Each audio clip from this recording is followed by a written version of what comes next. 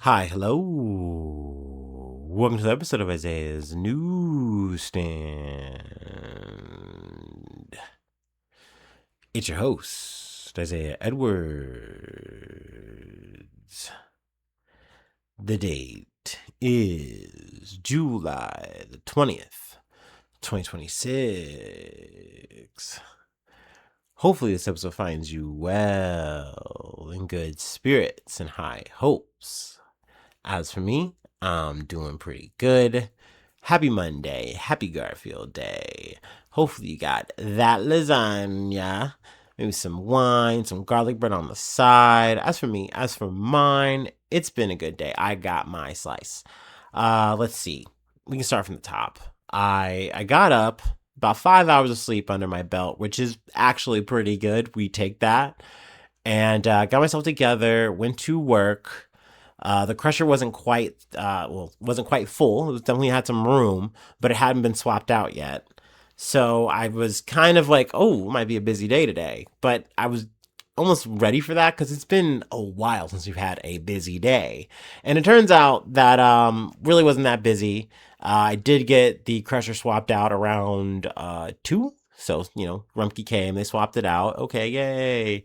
But work really wasn't crazy. Had enough work to keep me where I wanted to be for the day, so we love that. Post work, instead of going straight to the gym, I went to Valvoline, got my oil changed. Paid way too much for that, but y'all know how that goes. Post Valvoline, I went to the gym. Gym was pretty good. I did hit a failure set on incline press, which made me a little bit sad. Um, it's on one of the machines that for some reason I don't know. There's just more resistance to it, what have you. I just can't like it's harder for me to get it at whatever the weight is that I normally would do. And so I was a bit, upset, bothered, if you will. But I said, okay, let's just drop the weight. Let's just work up a little bit. Then I actually wound up doing like 2 more sets on another incline press just to like be like, all right, I still got it, right? I can still do this, right? And then I just moved on, didn't like linger on it too much, so that was good. Um, Post some cardio, some of the stuff. Went to the grocery store after the gym. Was pretty in and out there, so that was good. And then came home, did a little bit of stretching because I've been sore all day, so definitely knew I needed that. And had myself a snack and did a little bit of research. Not too much to cover today, but definitely some stuff to yap about. So let's go ahead and do our startup and let's get into the news. All right, all right.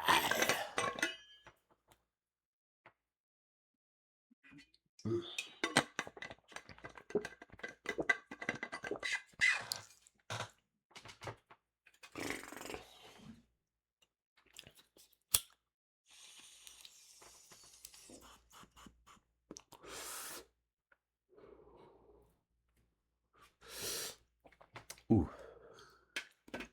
All right. Whew. Our first story comes from the Fiscal Times. Whew. Trump hits Canada with new 50% tariffs. President Trump slapped tariffs on 50% on some Canadian goods Monday, just days after threatening to punish the country for allowing heavy wildfire smoke to drift into the United States. Our air has been poisoned, Trump said Sunday, referring to the Canadian wildfire smoke. Maybe they should pay us some damages or something, or we should do some tariffs. Although Trump's remarks suggest there is a connection between the wildfires and the tariffs announced today, the Trump administration is framing them as a response to discriminatory trade measures put in place by Canada against American motor vehicles, dairy, and alcohol. An administration official said the Canadian products affected by the new tariffs range from wine to hockey sticks to cement. Over the past year, Canada has retained substantial retaliation against the United States as the U.S. imposes trade actions to reindustrialize, reshore, and support its manufacturing, the administration official said. Specifically, Canada has to be held accountable for its continued discrimination. So, yeah, the Trump administration is back at it with the tariffs. I just was listening to the Daily. They had I didn't remember the guy's name, retain the guy's name, but essentially was saying, hey, Yes, the Supreme Court, said no and kicked our tariffs down and we had to retool them, but retool them we did. So I imagine that we are going to be seeing more rollouts of that, throughout the year, which it's frustrating. It's crazy to me just because I know that we were sold a bill of goods saying, hey, we're going to do these tariffs and then, things are going to fucking happen. They're going to be investing in America. They're going to be building in America and everything's just going to be so much better for you. Everything's going to be, we're going to be so great. And, it just seems like I'm paying more at the grocery store for it. It seems like actually, no, the buck is actually getting passed down to us yet again. And, even when the Supreme Court said, hey, you guys got to refund some of that stuff and, rework it, whatever.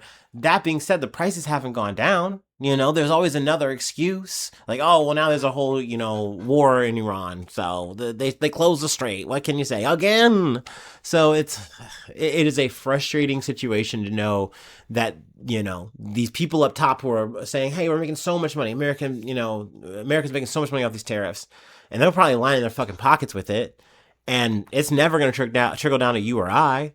And once again, we are only going to have to pay more for that. So that's great. I love another wave of that bullshit. Anyway, speaking of new waves, let's go on to good old London. Let's see, from the Associated Press. Andy Burnham becomes the UK's 7th Prime Minister in a decade after Starmer resigns. Meet the new boss. Andy Burnham took office Monday as Britain's new Prime Minister, promising a 10-year plan to restore political stability and revive the economy while acknowledging that 6 other UK leaders have tried and failed to do so in the past decade. Speaking outside 10 Downing Street, minutes after being formally appointed by King Charles III, old sausage fingers, Burnham pledged to ease the cost of living for ordinary people, decentralize political power, revitalize industry, and end street sleeping by homeless people. He said he would deliver a circuit breaker for a system that has taken wrong turns since the 1980s, when public services and utilities were privatized and local government eroded. We will take power out of here and carry it into every postcode in the land so they can do more, and in doing more, build new economy where we put life's essentials back under stronger public control and take them and make them affordable to you again, he said. Burnham said he was acutely conscious of the political revolving door he was walking through. This is a moment of reflection and new resolution, he said. It requires my generation of politicians to raise our game and rise to the new challenge. Britain needs to show the world that we can regain our stability once again, and that is our challenge to make politics work, to make it work better. I mean, this sounds rosy. This sounds great. But he did go on to more or less reappoint 2 of the same people that was in Starmer's cabinet. And I'm not saying this like I know, I have like fucking background in all the dirt these motherfuckers have done and or not done, but I can, at least from feeling the vibe of the people in the UK, they have not been impressed by the Labour Party. It's just giving more of the same. You're seeing more of the same fucking problems. Like, okay, good. You're not doing the crazy xenophobic shit, putting people on planes to Rwanda. That's good. Great. Awesome. Like that, the bar is low.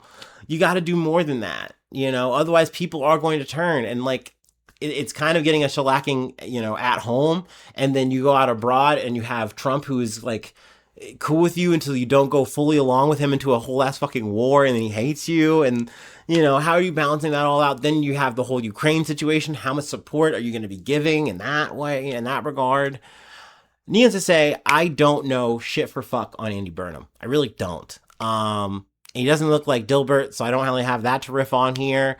But that being said, I mean, he does have the chance to, I guess, impress me. That'd be nice. I hope that he can deliver at least on at least a fraction of the shit he's talking about. My fear, my prediction is that it's giving more of the same. That I don't think that the package he's selling is much different from Starmerism or whatever the fuck, And once again, that shit can sound kind of nice on paper, but if the delivery is just, your country wading water at best, you're just holding the ball until the fucking Tories get back in power then. Like, what are you doing? Like, and actually, it's not going to be the Tories. It's going to be Nigel fucking Farage. That piece of shit.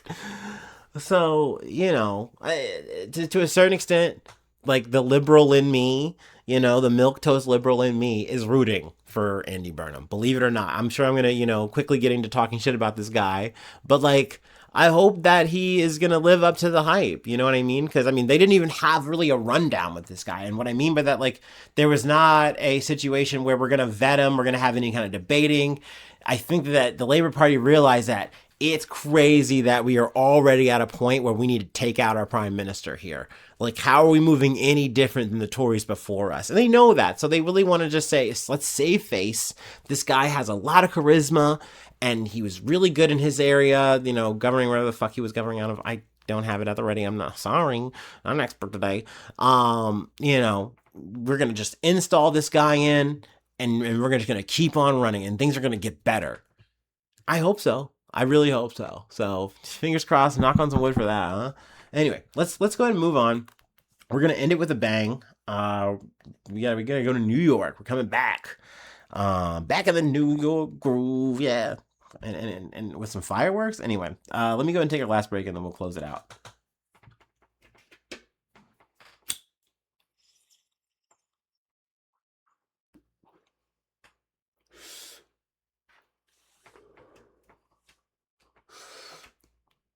Ooh.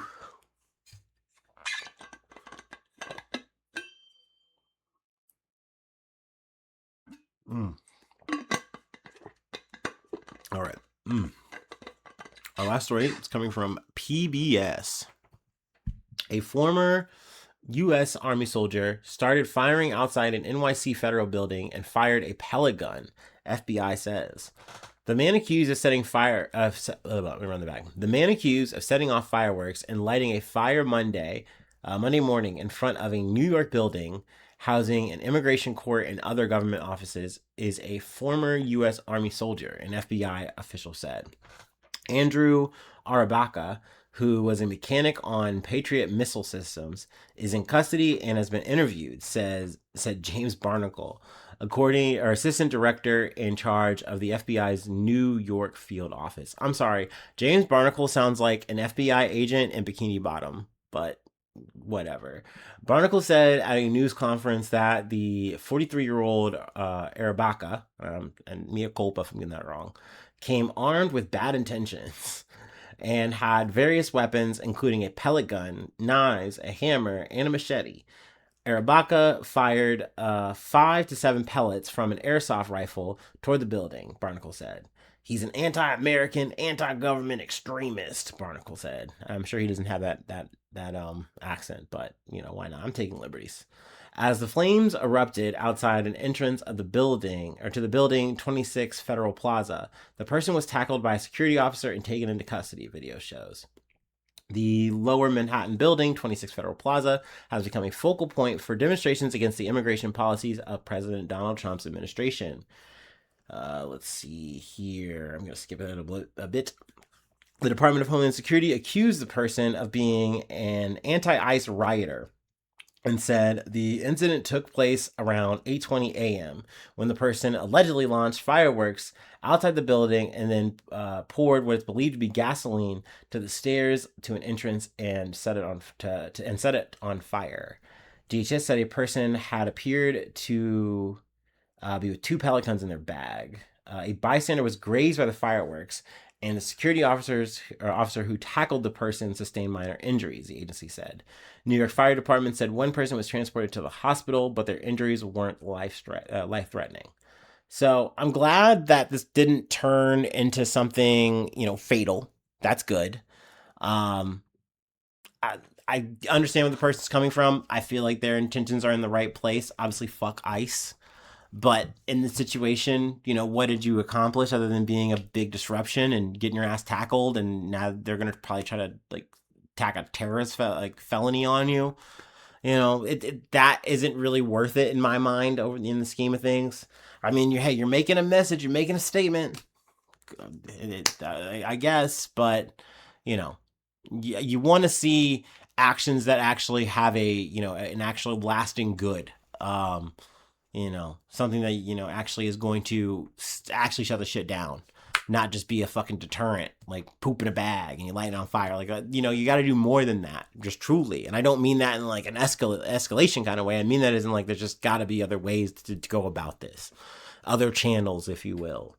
But that's how it goes. I do get it. I do get the frustration. I get, saying, hey, I'm so anti this and I can't be a part of this. I'm going to take the fireworks that I didn't fucking use, the top of the month and I'm going to use them now. God damn it. I'm going to be a real patriot. Like, I guess, man, I don't know, but I'm saying that's not the way, right? I don't know.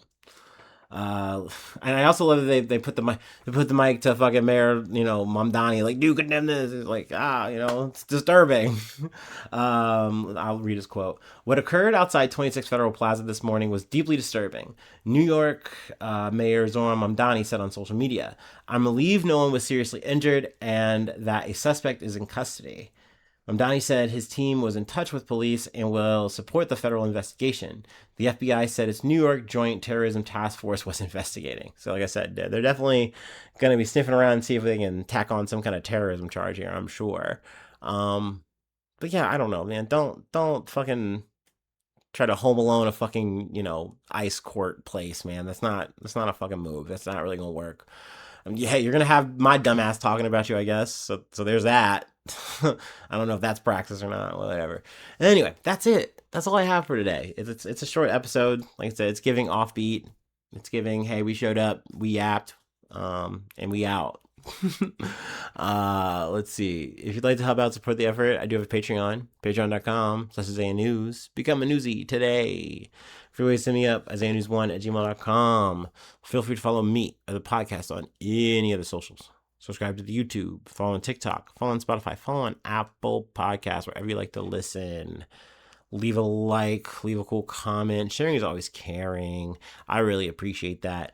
I did see that some of y'all are actually posting the stars and giving reviews. Thank you. I really appreciate that. What can I say? I'm a little small batch amateur guy, but I appreciate all the numbers. I appreciate all the support. And if you don't do any of that stuff, that's okay. I really just appreciate you tuning in. Even if this is just your one and only time. Thank you for that. That means a lot. Just a little guy like me, just doing it for the love of the game. But yeah, thanks so much for tuning in. Thanks so much for being a friend. And hopefully I'll see you soon for some more good news. I love ya. Bye-bye. Mwah.